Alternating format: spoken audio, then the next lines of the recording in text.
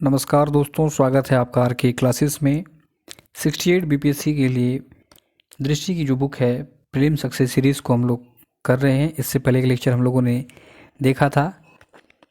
पहले इसमें हम लोग आधुनिक भारत को कवर करेंगे, उसके बाद फिर ऑन सभी टॉपिक्स को देखेंगे।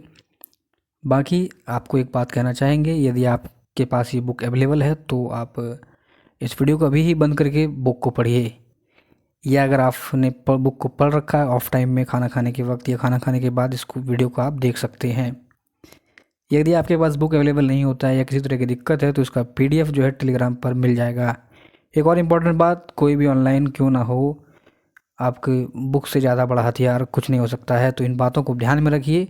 लेकिन आप क्या करते हैं कि ऑब्जेक्टिव का सीरीज कहीं चल रहा है, चाहे किसी भी चैनल पर, बहुत चैनल पर चलता है, आप उसको देखने में तो अपना लंबा समय बिताते हैं। जितने समय में अगर आप 50 ऑब्जेक्टिव करेंगे उतने समय में आप 5 अध्याय को पढ़ लेंगे, और उस 5 अध्याय में कम से कम 500 ऑब्जेक्टिव आपके रिवीजन हो जाएंगे। तो इन सब चीज़ों को ध्यान में रखते हुए आपको तैयारी करनी है। फिलहाल यदि आप चैनल पर नए हैं तो चैनल को सब्सक्राइब कर लीजिए, पास वाले बेल आइकन को दबा लीजिए। चलिए शुरू करते हैं आज का अपना टॉपिक, मॉडर्न इंडिया का। साथियों, अपना टॉपिक है यूरोपीय कंपनियों का भारत आगमन, arrival of European companies in India. ठीक है, ये हमारा पहला क्लास है, तो चलिए शुरू करते हैं। क्या दिया हुआ देखिए, यूरोपीय कंपनियां एवं उसकी स्थापना वर्ष। तो ध्यान रखिएगा, एस्तादो दा इंडिया मतलब पुर्तगाली कंपनी की स्थापना 1505 में। ध्यान रखिएगा, ब्रिटिश ईस्ट इंडिया कंपनी 1600 ईस्वी में स्थापित हुई थी। ध्यान रखना है, महारानी एलिजाबेथ के काल में। डेट भी आप ध्यान रख सकते हैं, 31 दिसंबर 1600 को। ठीक है, तो इस चीज़ को आपको ध्यान में रखना है। कहता है कि ब्रिटिश ईस्ट इंडिया कंपनी जो स्थापित हुई थी, इस समय कहता है इसमें कुल 217 साझेदार थे, और इसका जो गवर्नर था ये टॉमस स्मिथ था। इस बात को भी आप ध्यान में रखिएगा। इससे रिलेटेड एक और फैक्ट आपको बताते हैं कि पहला लिवेंट कंपनी था, लिवेंट, जिसको अधिकार प्राप्त हुआ था। एक और फैक्ट आपको बताते हैं कि जब ईस्ट इंडिया कंपनी की स्थापना हुई थी ब्रिटेन में, उस समय भारत में अकबर था, मुगल बादशाह। खैर, इन सभी चीज़ों को आगे देखेंगे। क्या कहता है, डच ईस्ट इंडिया कंपनी, ध्यान रखना है 1602 ईस्वी में। डेनिश ईस्ट इंडिया कंपनी की स्थापना 1616 ईस्वी में। फ्रांसीसी कंपनी की स्थापना 1664 में। क्लियर है। और स्वीडिश ईस्ट इंडिया कंपनी की स्थापना 1731 में। ये कई बार पूछा गया है। बात करेंगे भारत में पुर्तगालियों का आगमन। तो देखिए क्या कहता है कि सर्वप्रथम पुर्तगाली वास्को डी गामा जो है, ये 17 मई 1498 को भारत के पश्चिमी तट पर अवस्थित बंदरगाह कालीकट पहुंचा। 17 मई 1498 को उसका स्वागत कालीकट के तत्कालीन शासक जमोरिन के द्वारा किया गया था। ध्यान है। चलिए, भारत में द्वितीय पुर्तगाली आगमन पेड्रो अल्वारेज कैब्रियाल के नेतृत्व में 1500 में हुआ। मतलब पहला जो यात्री आया था भारत, ये था अपना वास्को डी गामा, जो 17 मई 1498 को आया। उसके बाद सेकेंड यात्री की अगर बात करें तो ये है पेड्रो अल्वारेज कैब्राल। ध्यान रखना है, आपको पूछ सकता है कि भारत में आने वाला द्वितीय पुर्तगाली कौन था, तो पेड्रो अल्वारेज कैब्राल। बात करेंगे पुर्तगालियों का व्यापारिक घटनाक्रम की, तो देखिए क्या कहता है। 1498 ईस्वी में वास्को डी गामा ने कालीकट की यात्रा की थी, जमोरिन ने इसका स्वागत भी किया था। 1503 ईस्वी में पुर्तगालियों ने भारत में अपनी पहली फैक्ट्री जो है ये स्थापित किया था। कहाँ पर? कोचीन में। इम्पॉर्टेंट सवाल आपसे पूछ सकता है, पुर्तगालियों ने अपनी पहली फैक्ट्री कहाँ स्थापित की थी? कोचीन में। 1505 में कहता है पुर्तगालियों ने भारत में दूसरी फैक्ट्री कन्नूर में स्थापित की। फ्रांसिस्को दी अल्मेड़ा भारत क्षेत्र का प्रथम जो है गवर्नर बनाया गया था। तो ध्यान रखिए, सवाल अगर आपसे पूछ ले कि पुर्तगालियों का पहला वायसराय या गवर्नर कौन था, तो फ्रांसिस्को दी अल्मीड़ा।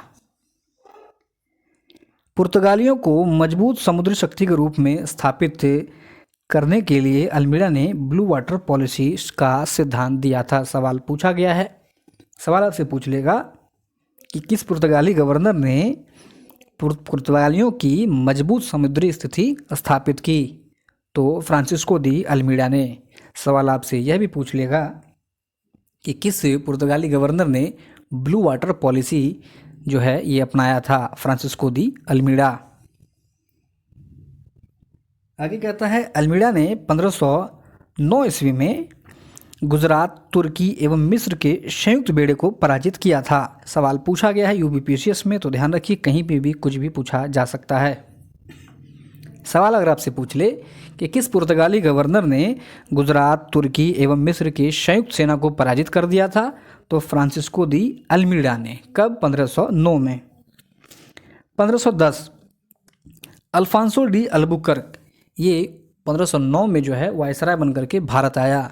इसका मतलब कि भारत में आने वाला जो दूसरा पुर्तगाली वायसराय था ये अल्फांसो डी अल्बुकर्क था। कहता है अल्बुकर्क ने बीजापुर के सुल्तान को पराजित कर दिया जो कि यूसुफ आदिल शाह था, और 1510 में गोवा पर अधिकार कर लिया था। तो ध्यान रखना है, गोवा पर अधिकार करने वाला पुर्तगाली वायसराय कौन था? Alfonso de Albuquerque. आगे कहता है पुर्तगालियों ने गोवा को अपना भारतीय राज्य की औपचारिक राजधानी बनाया था। चलिए आगे देख लेते हैं। कार्टेजे आर्मेडा काफिला व्यवस्था। कहता है इसके माध्यम से पुर्तगालियों ने समुद्री व्यापार पर नियंत्रण कायम किया। तंबाकू की खेती, जहाज निर्माण, प्रिंटिंग प्रेस की शुरुआत पुर्तगालियों के आगमन के पश्चात हुई थी। पुर्तगालियों ने ही 1556 में गोवा में प्रथम प्रिंटिंग प्रेस की स्थापना की थी।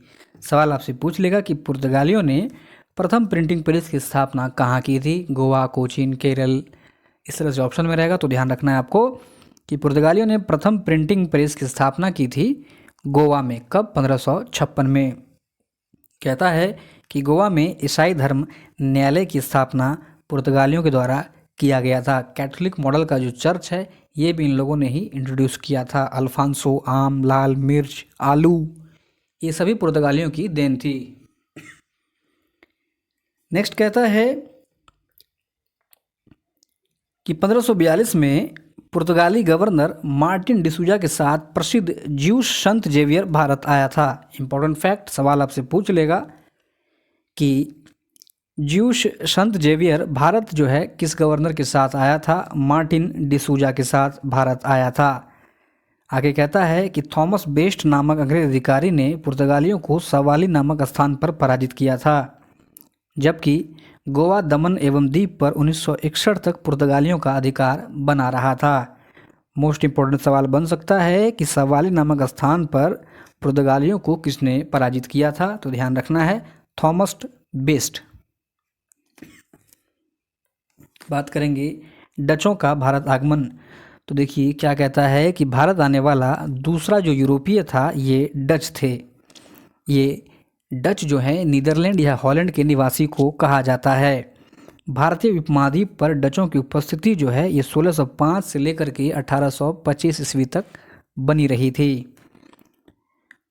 1602 में विभिन्न डच कंपनियों को मिलाकर United East India Company of Netherland स्थापित किया गया। ध्यान रखिए डच ईस्ट इंडिया कंपनी की स्थापना कब हुई थी? 1602 ईस्वी में।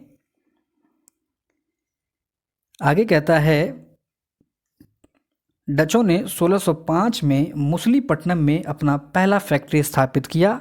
इंपॉर्टेंट सवाल आपसे पूछ सकता है, डचों ने अपनी पहली फैक्ट्री कहाँ स्थापित की थी? मुसलीपट्टनम में। तथा दूसरी डच फैक्ट्री को पोतोपोली या निजामपट्टनम में जो है स्थापित किया था। इंपॉर्टेंट सवाल, डचों ने अपनी दूसरी फैक्ट्री कहाँ स्थापित की थी? पोतोपोली में। आगे कहता है कि 1610 ईस्वी में डचों ने चंद्रगिरी के राजा के साथ समझौता करके पुलिकट में एक अन्य फैक्ट्री स्थापित की, उसे अपना मुख्यालय बनाया और यहाँ पर इन्होंने स्वर्ण सिक्के, जिसे पैगोडा कहा जाता है, इसको ढाला। सवाल आपसे पूछ सकता है कि डचों का मुख्यालय कहाँ था? तो ध्यान रखिए ये था पुलिकट में। क्लियर है। डचों ने सोने सिक्के ढाले। जो प्रथम यूरोपीय सवाल बनता है कि प्रथम यूरोपीय जिन्होंने सोने के सिक्के जो है इंट्रोड्यूस किए थे, तो ये डच थे। डचों ने ही, ध्यान रखना है, भारत में औद्योगिक वेतन भोगी रखा था। डचों ने ही जो है संयुक्त पूंजी कार्यक्रम रखा था, स्टार्ट किया था भारत में।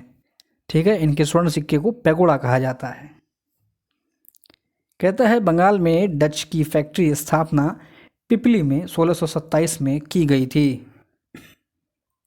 1653 में हुगली के निकट चिंसुरा में अपनी कोठी स्थापित की डचों ने। यहाँ स्थित डच किले का नाम गुस्तावुस फोर्ट था। सवाल आपसे पूछ सकता है कि गुस्तावुस फोर्ट कहाँ पर है, तो ध्यान रखना है ये हुगली के निकट चिंसुरा में है।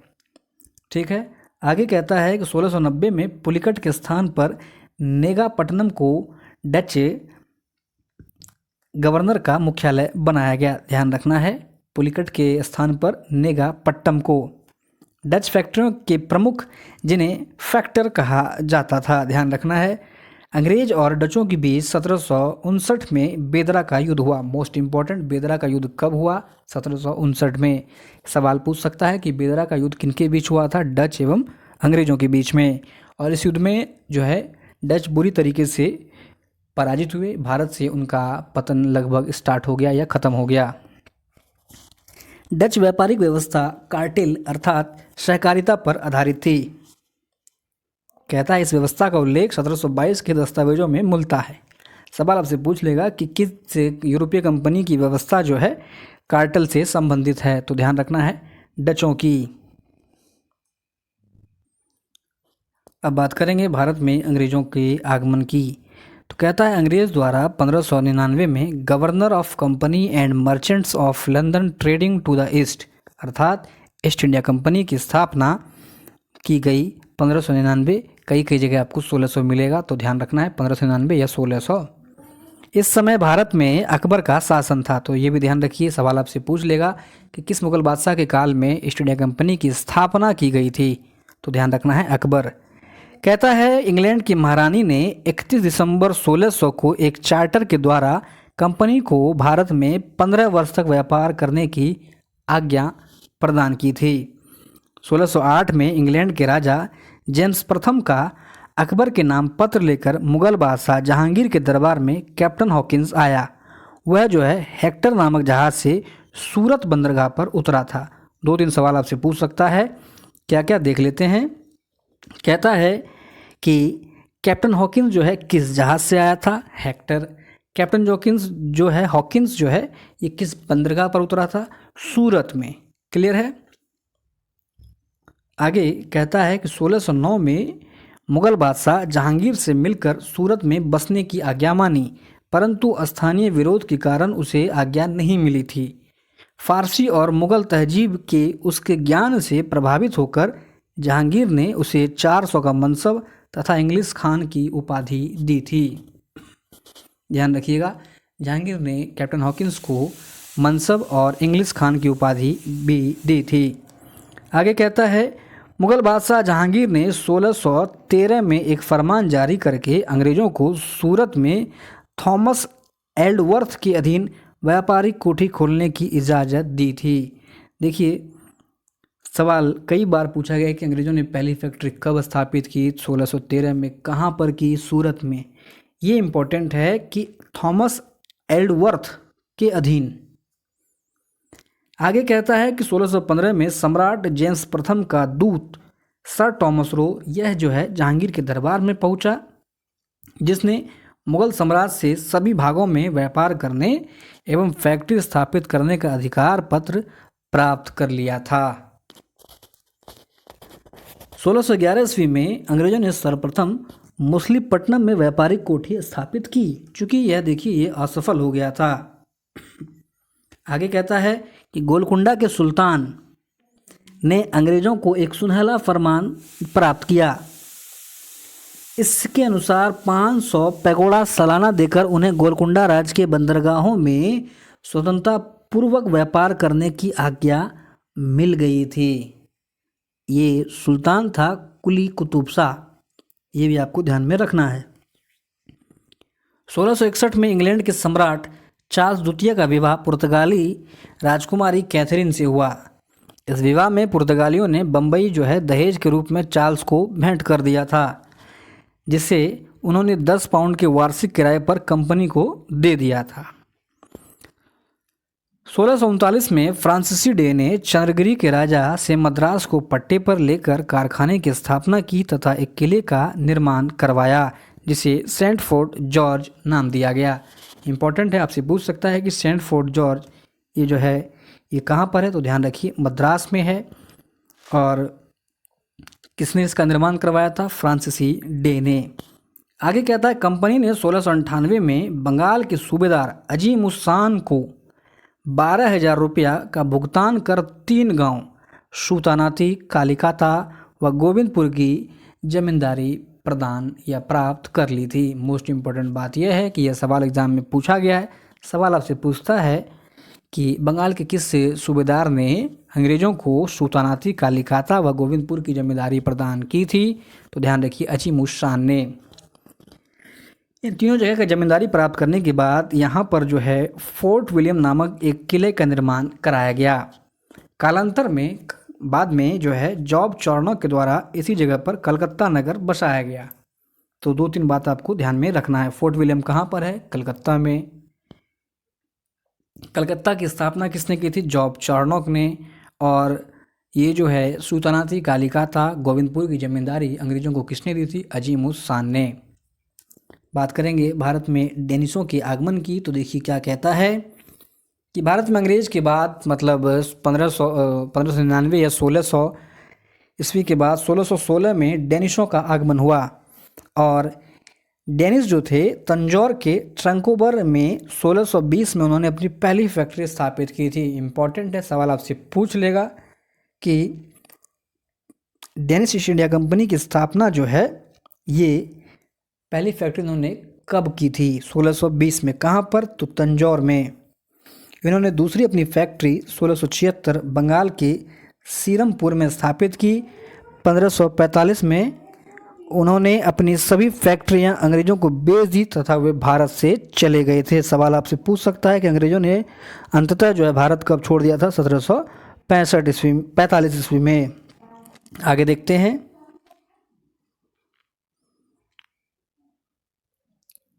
कहता है यूरोपीय वाणिज्य के आरंभ से संबंध स्थल जैसे पुलिकट, तो ध्यान रखिए कहता है तमिलनाडु में स्थित बंदरगाह जो भारत में डचों का सर्वप्रमुख केंद्र रहा था। पुलिकट कहाँ पर है? तमिलनाडु में। और ये डचों का प्रमुख केंद्र रहा था। नेक्स्ट है सूतानाथी, कालिकाता व गोविंदपुर। इन तीनों गांवों को मिला करके कलकत्ता की स्थापना की गई थी, जो कि जॉर्ज चार्नोक ने किया था। ठीक है, यहीं पर फोर्ट विलियम बनाया गया था, जिसका कि जो विंसेंट आयर जो पहला प्रेसिडेंट था। चाउल, मोस्ट इम्पॉर्टेंट सवाल अगर आपसे पूछ देगा तो माथा घूम जाएगा। महाराष्ट्र में पश्चिमी घाट पर अवस्थित जहां पुर्तगाली व्यापारिक केंद्र था। सवाल आपसे कैसे पूछ सकता है? देखिए महाराष्ट्र में पश्चिमी घाट पर अवस्थित पुर्तगाली व्यापारिक केंद्र था। डैश, पुलिकट, सूतानाथी, चटगांव, चाउल। ठीक है, तो ध्यान रखना है चाउल। चटगांव वर्तमान में ये बांग्लादेश में स्थित है, जिसे पुर्तगाली ग्रैंड पोर्ट कहते थे। आगे देखते हैं। भारत में फ्रांसीसियों का आगमन। भारत में व्यापारिक यूरोपीय कंपनी में फ्रांसीसी ईस्ट इंडिया कंपनी का आगमन सबसे अंत में हुआ था और सबसे पहले पुर्तगालियों का हुआ था। ध्यान रखना है।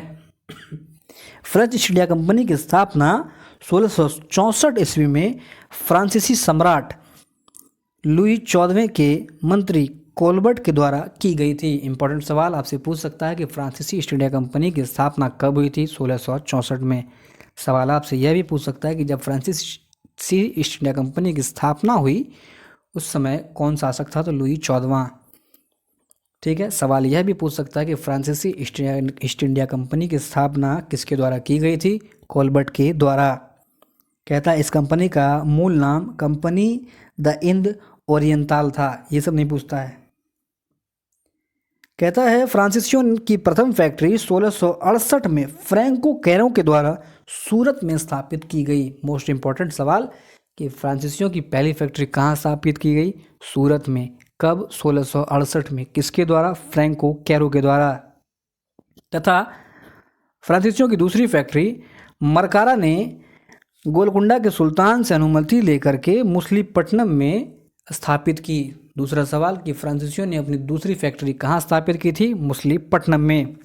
आगे कहता है 1773 ईस्वी में कंपनी के निदेशक फ्रैंको मार्टिन और वेलांगदा लेस्पिने ने वलीकोंडपुरम के मुस्लिम सूबेदार शेर खां लोदी से गांव प्राप्त करके फ्रांसीसी बस्ती की स्थापना की थी, जिसे पांडिचेरी के नाम से जाना जाता है। मोस्ट इंपोर्टेंट सवाल आपसे पूछ सकता है कि पांडिचेरी की स्थापना किसने की थी? तो ध्यान रखिएगा, फ्रैंको मार्टिन ने। आगे कहता है कि भारत में फ्रेंच कंपनी का मुख्यालय ये पांडिचेरी में था। बंगाल के क्षेत्र में इनकी प्रमुख फैक्ट्री चंद्रनगर में स्थापित की गई थी। अंग्रेज समर्थित डचों ने 1693 में फ्रांसीसियों से पांडिचेरी छीन लिया था। इंपॉर्टेंट है, ये सवाल आपको घटना चक्र में मिल जाएगा। पर 1697 में रिजविक की संधि के द्वारा इसे लौटा दिया गया। एक और इम्पोर्टेंट सवाल आपके सामने में मिल गया कि रिजविक की संधि कब हुई थी? तो ध्यान रखिएगा 1697 में। सवाल आपसे पूछ सकता है कि रिजविक की संधि किसके किसके बीच हुई थी? तो डच एवं फ्रांसीसियों के बीच। कहता है अंग्रेज और फ्रांसीसियों के मध्य हुए कर्नाटक युद्ध में अंततः जो है ये अंग्रेज विजयी हुए थे। बात करेंगे पहला कर्नाटक युद्ध, तो देखिए क्या कहता है। इस युद्ध की शुरुआत यूरोप में ऑस्ट्रिया के उत्तराधिकार युद्ध के साथ हुई। बार्नेट के नेतृत्व में अंग्रेजी सेना ने कुछ फ्रांसीसी जलपोत जो है इस पर कब्जा कर लिया था, जिसका विरोध जो है फ्रांसीसियों ने भी मद्रास में अधिकार कर लिया इसके विरोध में। तो एक्चुअल में कहा जाता है कि इस युद्ध का कारण ऑस्ट्रिया में उत्तराधिकार का युद्ध था, लेकिन भारत में ये जो फैला ये भी उसी का रीज़न था। एक तत्कालीन कारण बन गया कि अंग्रेज़ों ने फ्रांसीसी जहाज़ का अधिग्रहण कर लिया था। कहता है कि मद्रास को घेर लिए जाने के बाद अंग्रेज़ों ने नवाब से संरक्षण मांगकर नवाब और फ्रांसीसियों को ही लड़ा दिया। फ्रांसीसी सेना और नवाब अनवरुद्दीन के बीच लड़ा गया सेंट थोमे के युद्ध में नवाब की पराजय ने भारतीय राजनीति के खोखलेपन एवं सैनिक दुर्बलता को यूरोपीय शक्तियों के समक्ष उजागर कर दिया। अंग्रेज समझ गए कि यहाँ के नवाब का एक्चुअल में पावर क्या है। मोस्ट इम्पोर्टेंट बात तो ये है कि आपसे पूछेगा कि सेंट थोमे का युद्ध जो है ये कब हुआ था? तो 48 में अंग्रेजी सेना और नवाब अनवरुद्दीन के बीच में।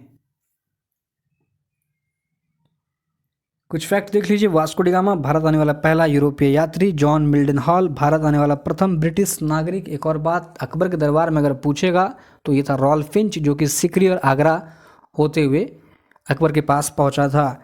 गेराल्ड आंगियार बम्बई का संस्थापक। जॉर्ज चॉर्नक कलकत्ता का संस्थापक। ध्यान रखना है। आगे देख लेते हैं। कहता है फ्रैंको मार्टिन पांडिचेरी का प्रथम फ्रांसीसी गवर्नर। सवाल आपसे पूछ सकता है पांडिचेरी का प्रथम फ्रांसीसी गवर्नर कौन था? Franco Martin. पुर्तगाली का पहला गवर्नर फ्रांसिस्को दी अल्मेडा था, दूसरा अल्बुकर्क था। फ्रांसीसी डे मद्रास का संस्थापक। ध्यान रखिएगा। जॉन सुरमन मुगल बादशाह फरुखशियर से विशेष व्यापारिक सुविधा प्राप्त करने वाले शिष्टमंडल का मुखिया जॉन शुरमन था। ध्यान रखिएगा। फरुखशियर ने जो है अंग्रेज़ों को शाही फरमान दिया था, क्योंकि एक अंग्रेज अधिकारी या डॉक्टर कह लें आप, हैमिल्टन ने इसका इलाज किया था। उसी से खुश होकर के इसने जो है गोल्डन फरमान दे दिया था। फादर मॉन्सरेट अकबर के दरबार में पहुंचने वाला प्रथम पुर्तगाली शिष्टमंडल का अध्यक्ष। इंपॉर्टेंट है, सवाल अगर पूछ देगा तो माथा घूम जाएगा ये सब क्वेश्चन में, क्योंकि ये सब नॉर्मली हम लोग को बुक वगैरह में देखने के लिए नहीं मिलता है। सवाल आपसे पूछ सकता है कि अकबर के दरबार में पहुंचने वाला प्रथम पुर्तगाली शिष्टमंडल का अध्यक्ष कौन था? फादर मॉन्सरेट। आगे कहता है यूरोप में एक्सला सापला की संधि के से ऑस्ट्रिया के उत्तराधिकार युद्ध समाप्त हो गया। संधि के शर्तों के अनुसार मद्रास जो है ये अंग्रेज़ों को मिल गया। इम्पोर्टेंट बात तो ये है कि आपसे पूछ सकता है कि पहला जो है ये वॉर कर्नाटक युद्ध हुआ था किस संधि के द्वारा समाप्त हुआ? एक्सला सापला। बात करेंगे द्वितीय कर्नाटक युद्ध की, तो ध्यान रखिए। कहता है निज़ामुल मुल्क आसफ जाही की मृत्यु के बाद उसका पुत्र नासिरगंज उसका उत्तराधिकारी बना, लेकिन उसका भांजा जो है मुजफ्फरगंज ने इस सीट के लिए चुनौती प्रदान कर दी। मुजफ्फर जंग, चंदा साहिब और डुप्ले की संयुक्त सेना ने 1749 में कर्नाटक के नवाब अनवरुद्दीन को अंबूर के युद्ध में पराजित किया। ध्यान रखिए, इसी बीच कहता है कर्नाटक पर चंदा साहिब का अधिकार हो गया। अंग्रेजों ने अकाड प्रकरण का सहारा लेकर चंदा साहिब की हत्या करवा दी। इसके पश्चात मोहम्मद अली कर्नाटक का नवाब बन गया। इस युद्ध के उपरांत डुप्ले को फ्रांसीसी गवर्नर ने वापस बुला लिया और उसके स्थान पर गोदेहू को पांडिचेरी का गवर्नर बनाया गया था। गोदेहू ने अंग्रेज से पांडिचेरी की संधि कर ली थी। इम्पोर्टेंट बात तो ये है कि दूसरा कर्नाटक युद्ध जो है ये पांडिचेरी की संधि के द्वारा समाप्त हुआ था। एक और बात, सवाल आपसे पूछा जा चुका है एग्जाम में कि वह फ्रांसीसी गवर्नर कौन था जिसने भारतीयों के झगड़े में इंटरफेयर स्टार्ट किया था। तो देख लीजिए, ये डुप्ले ही था। तीसरा कर्नाटक युद्ध ये 58 से 63 के मध्य चला था। 1756 में यूरोप में सप्तवर्षीय युद्ध की शुरुआत के साथ ही भारत में तीसरा कर्नाटक युद्ध शुरू हो गया, परंतु वास्तविक युद्ध की शुरुआत 1758 में फ्रेंच गवर्नर काउंट डिलाली के द्वारा मद्रास का घेरा डालने से हुई थी। इम्पोर्टेंट है, ध्यान रखना है। कहता है 22 जनवरी 1760 को वांडीवास की लड़ाई में आयरकूट के नेतृत्व में अंग्रेजी सेना ने काउंट डिलाली के नेतृत्व वाली फ्रांसीसी सेना को बुरी तरह से पराजित कर दिया था। इम्पोर्टेंट बात यह है कि आपसे पूछ लेगा वांडीवास की लड़ाई कब हुई थी? 1760 में। सवाल आपसे यह भी पूछ सकता है कि वांडीवास की लड़ाई में अंग्रेजी सेना का नेतृत्व किसने किया था?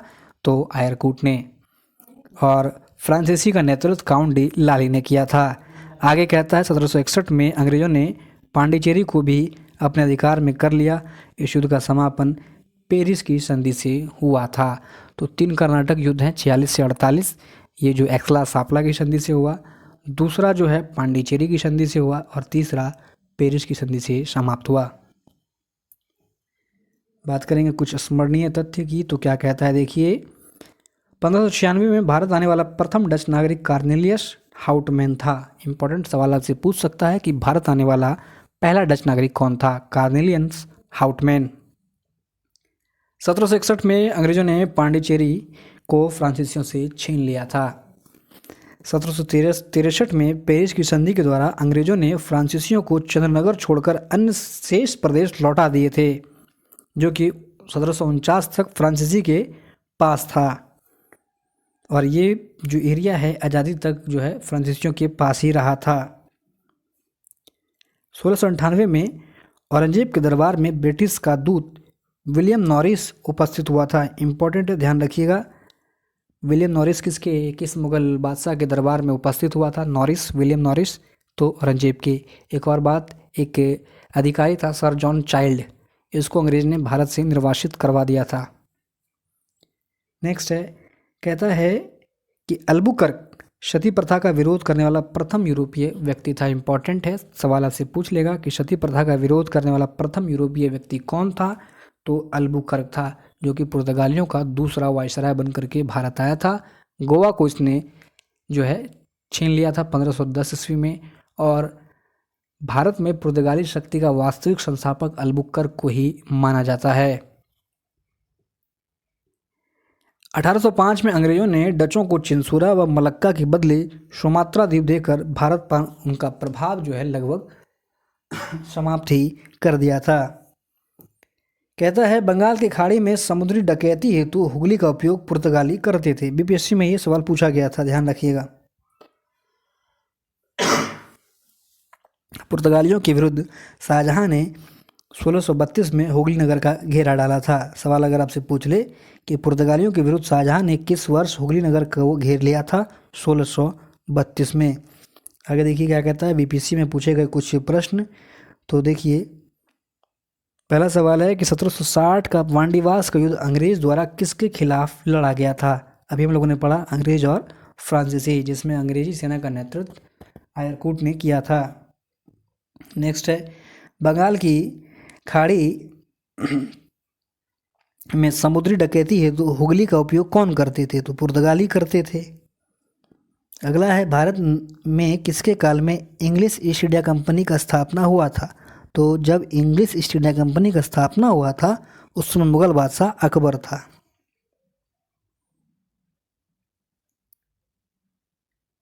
कहता है, पुर्तगाली उपनिवेश का प्रथम वायसराय भारत में कौन हुआ?